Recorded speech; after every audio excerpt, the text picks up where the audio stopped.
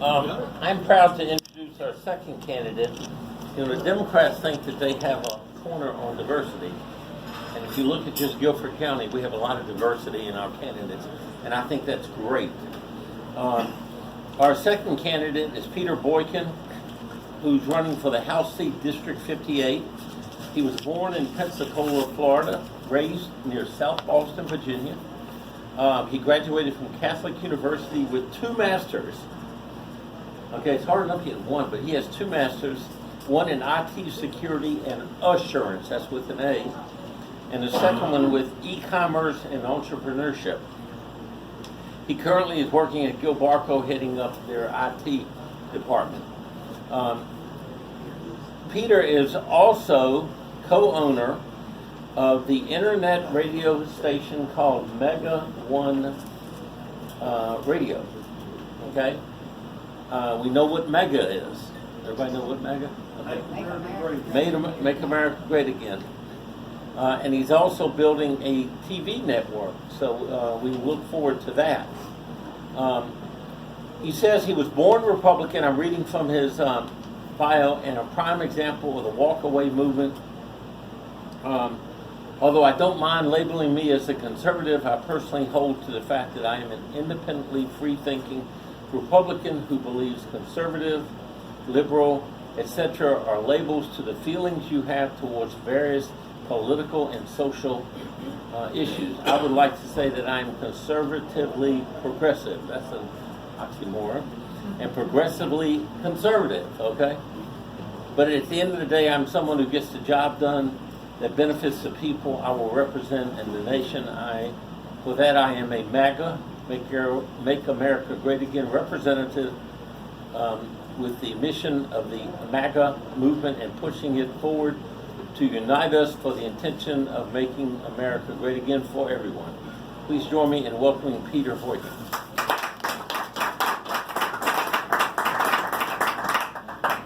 We haven't stopped saying MAGA. So, all right, so I wrote this full speech. So, I've always wanted to serve my community. It's been a dream of mine for many years to eventually run for office. It's funny how the timing is, considering that I wrote a long time ago that I would run for president in 2020. And we all know that's off the table, and that's a good thing. But who knows what the future might bring past that point. I'm hoping that my experiences running for office will educate me more about the political process, and at this point I have learned so much. When I'm elected, I wish to continue to learn from my peers and help decide the future fate of our great city, county, and state. The United States is comprised of many different states, all equally as important in different aspects, but it would be selling North Carolina short if I didn't bring up that we are a key battleground state that is extremely necessary in the ongoing fight to make America great always. I consider myself a MAGA candidate that goes beyond a political party. In my political pundit podcast and show MAGA First News and the radio network I co-founded, MAGA1Radio.net, we like to say, although we all lean right, that the MAGA network we created is a network of individuals where we don't exclude anyone, including those from the left, as long as their goals are MAGA in mindset. I'm an independent, free-thinking Republican. I am not the swamp. I am not a rhino. But I understand that a lot of the decisions we make in legislature are nonpartisan in nature. I also understand the importance that a political party in the majority plays a part in the political process. I believe that the residents of my House District 58 will understand that although I am a Republican, I recognize that as elected, I am a representative of the individuals in my district, no matter their political affiliation, race, creed, or sexuality. My intent is to reach out to my community and learn that their needs are, and best include those in the method I use to legislate. I would like to tell you a bit about myself. Although I am running on a local scale, state scale, my mind, like many others, are set on the larger scale as well. I do understand the importance of the lower houses and how these affect our daily lives a lot quicker than national issues do. Unfortunately, a lot of people don't see it like that. One of my goals is to educate others to understand that we must be more involved in our local community if we're truly going to keep America great. On the national scale, I see that America needs economic stimulations, protection on our borders, quality public education, jobs and job security, and improved health care options for everyone. I stand for MAGA for everyone. I am pro-Constitution, and by the way, happy Constitution Day. I'm pro-peaceful First Amendment. I'm pro-Second Amendment. I am pro-life. I am for religious freedom, anti-human trafficking, and pro-human rights, including gay rights. And with the recent coordinated mass banning of voices from the right from social media, I am for an Internet Bill of Rights for our freedom of speech on social media, which is becoming a large influencer of citizens' voting habits and decisions. On a local scale, some of the most important issues for residents of North Carolina and Guilford County are a big part of my platform, and I'm focused on school, church, and public safety, as we don't want to be the next Sandy Hook, Parkland, or even Club Pulse. One way to prevent this and to calm down the gun grab the Democrats keep it is to strengthen our Second Amendment by ensuring those that want to bear arms have proper gun training, including respect for the tool and safety of use. It's never the gun's fault in these tragedies. It's the mishandling of the right to bear arms, or a mental issue, unfortunately, that goes off unchecked, or in some cases flat out ignored, that leads to a disaster. Now, gun-free does not mean removal of guns, but allows for an authorized protection plan that will permit properly trained individuals to protect churches and schools in case of emergencies with firearms.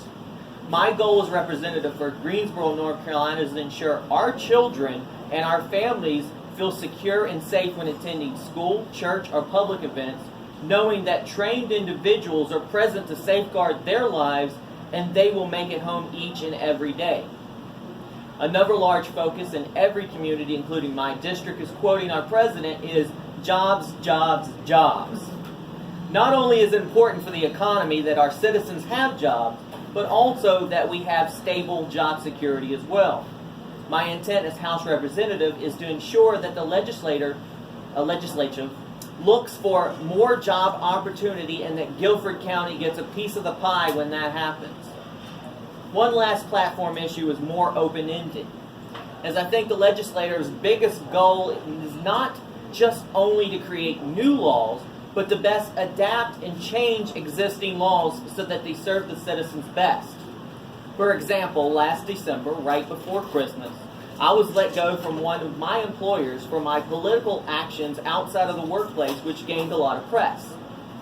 Although I could prove it had a lot to do with my activism with Gays for Trump, the laws of the at-will state which we live in were supposed to protect your right to work, but in fact limit your rights to keep your job and basically protect your job. As I'd also explain to the more mainstream gay community, which I disagree with as much as they call for civil rights protection and protected classes, you can throw that out the window when you're denied the ability to sue your previous employer, even if you have the proof your termination had to do with a personal political difference with your boss outside of work. I would like to work with the legislative to protect our citizens from the threat of termination for what we do outside of the workplace, which is more important today in the past because of the spread of social media. Another example of an outline or failure of the law is when my husband was punched in a local nightclub called Club Chemistry for wearing pro-MAGA and Team Trump clothing. A black individual questioned his race and called him a sellout to his race and his community. When my husband no longer wanted to be dragged into the situation and go back to minding his own business and having fun, he was sucker punched.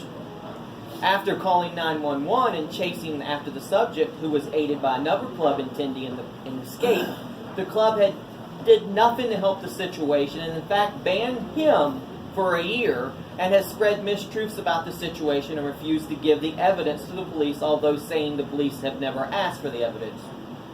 The biggest injustice is the police refused to open a police report on this, quoting that state law states that first degree, which is the worst kind, I've even been told a gunshot didn't get reported, does not happen in front of the officers, then they don't have to open a report. And with no report, there is no investigation. Going off my script, the biggest concern I have with that is we already know a lot of crime goes undocumented. Clark talked about it. And if right here is a loophole, assaults that are happening in the city or the state, if this law is true, I've been told to Google it, I still haven't found it, then you have a lot of reports, police reports out there, people getting attacked that are not reported. Now, I recently spoke at the city council meeting about this injustice and the potential message that it sends, and it sends that basically it's okay to go around assaulting people so long as the police don't see you, you're not caught, and people don't know who you are. I found that in 2014 and 2015, Greensboro, due to increased crime in nightclubs with a few shootings, had pressed for mandatory security in clubs. There was discussion about the impact on business from the reports that I've read. It seemed to be ready to pass. But then, that's all I could find about it. The law seemed to never get passed and it was ignored. So our citizens are still going without protection. Now these are the types of injustice, loopholes, and outliners that I, as a future legislator, will seek to find and hopefully push to correct. Not only for those of my party affiliation, but for all citizens in my district and in the state. Ultimately, the House district that I seek to represent is one that cuts across Greensboro and leans Democratic. Although it's difficult to exactly say how difficult it would be for a Republican to win, since the court-ordered map is brand new and no Republican has run in this particular area as far back as I can research.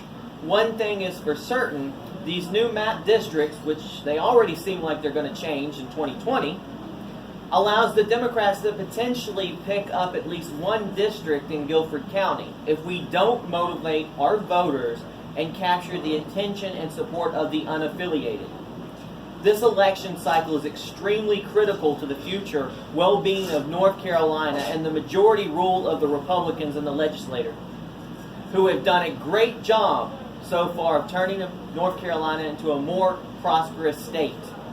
Now, in closing, I want to ensure people of all walks of life are treated with dignity and respect so long as they return that favor.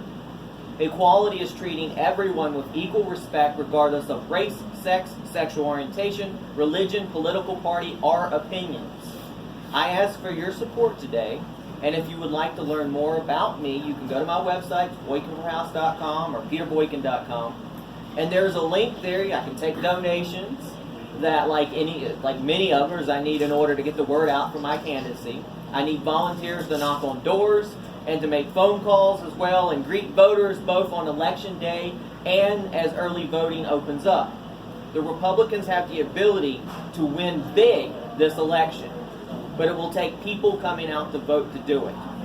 I thank you for support, and regardless of the outcome on November 6th, when I wake up on November 7th, I will continue to have love for this country and respect for our leaders, and will continue to promote unity rather than division. Thank you.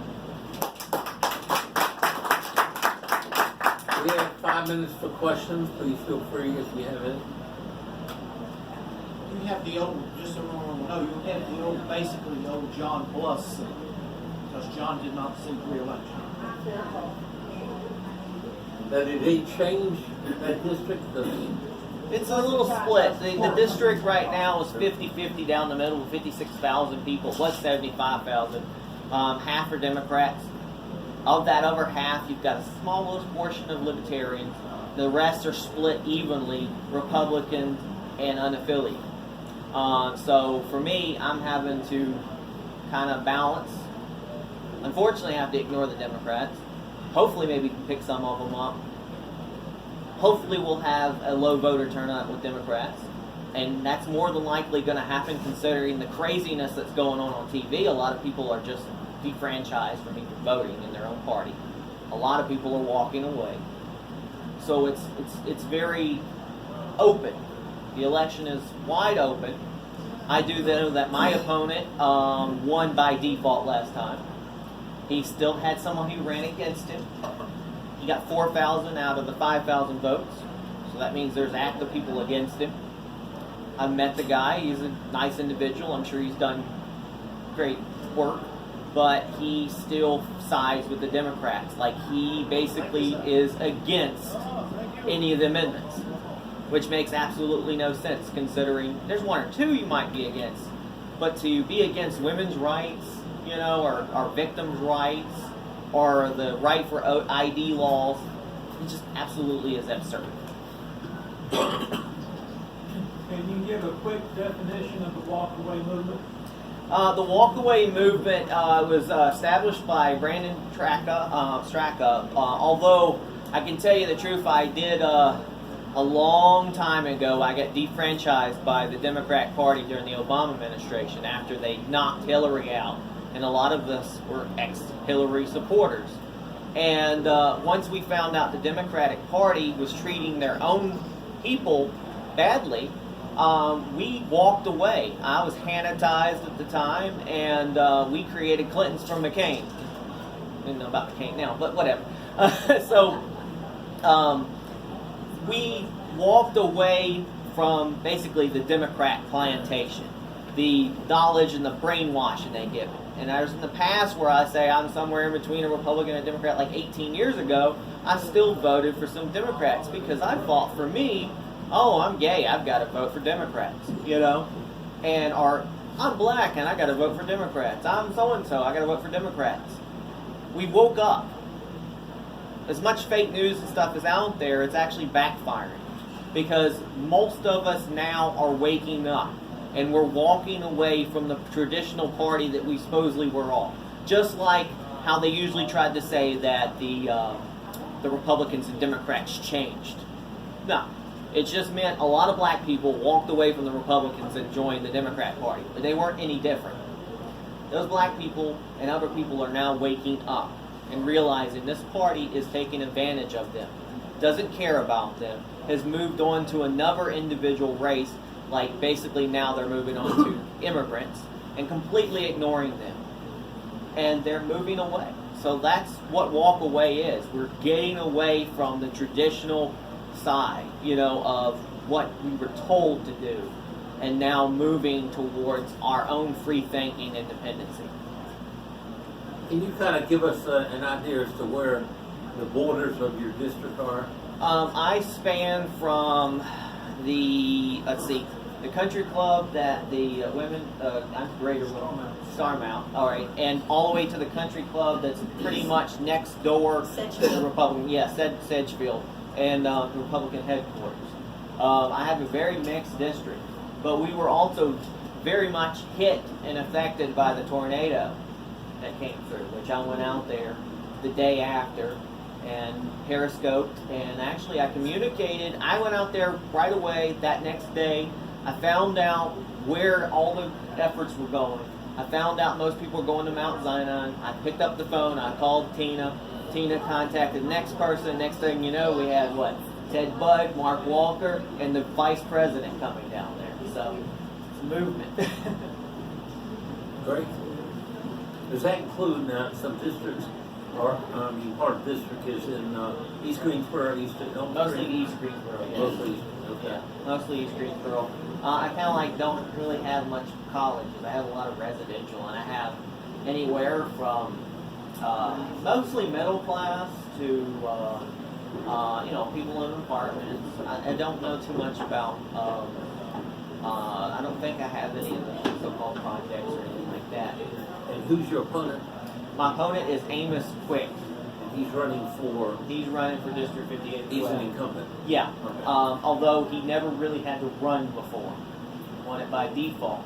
I would actually not be, they did switch the district. I would actually, if I'm elected, I wouldn't be the actual first, gay individual to take office.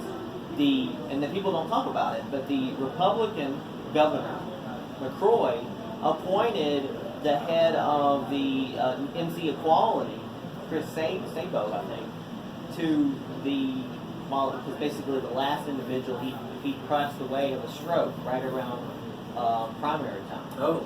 And so this Chris Sabo took over for a whole session, which was, nobody talks about how, this Republican governor, McCroy, which they tried to say was homophobic, which makes no sense, appointed a gay individual to take over my district. I don't want to talk about that. That's And I what he need, said. pardon me, I need to stand corrected. It was actually Troy Lawson who's running and John Bluss told us to. I got the captains confused there for a second. Time for one more question. Who's got a question? Of either candidate. And I would like to tell y'all, I will be at, when they do reschedule it, I will be at Pride in Greensboro. I'll have, yeah. It was to be this past week. Yeah, we're supposed to be downtown, and I have been asked to speak on the stage, so we'll see. Right. Join me in thanking both these gentlemen for taking the time to be candidates.